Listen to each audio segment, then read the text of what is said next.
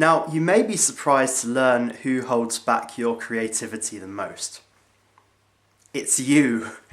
It's you yourself. We all have this internal voice in our head which is kind of keeping us safe. It's telling us what to do.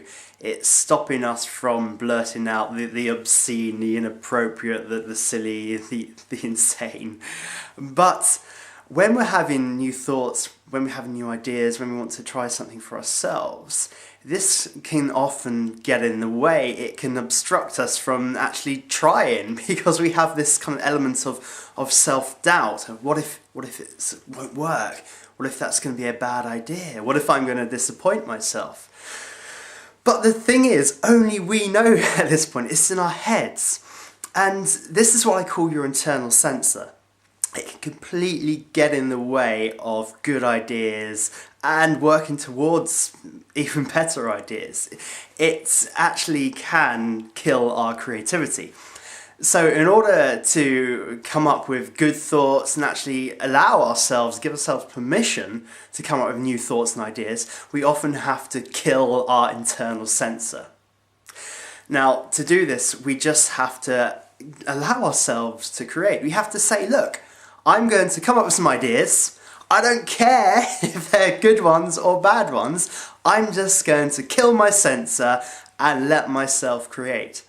Now, the thing is, the more ideas we have, the better chance they're going to be good ones. Okay, there might be some real stinkers in the mix, but the more we have, the more possibilities there are of we're going to get good ones, and we're going to be able to develop ideas that we've been able to sort of allow ourselves to come up with.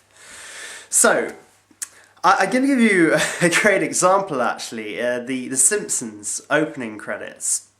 Now, you've all seen The Simpsons, that the family come in, they get on the sofa, then something pretty stupid happens, the sofa eats them up, they turn into zombies, they're underwater. The point is, every scene is different. Now, The Simpsons have had to continually come up with ideas just for that opening credit scene for each episode. The same applies with you. Actually, if you plug away at coming up with ideas, they will come. There'll be good ones, there'll be bad ones, but the point is they will come and you can keep it going and you can keep the ideas rolling on.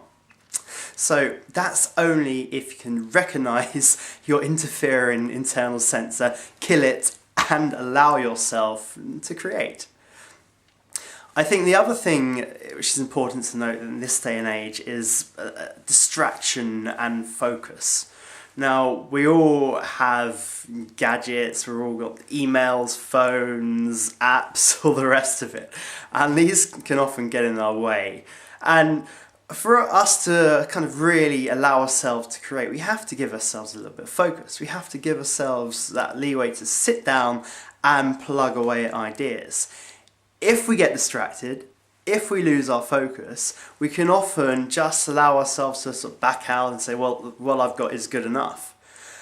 Distraction and focus are very important things. We have to sometimes push through that creative block and just go for it. Go for those ideas that we wouldn't have otherwise had if we'd kind of gone off and answering emails or gone off and looked at the computer.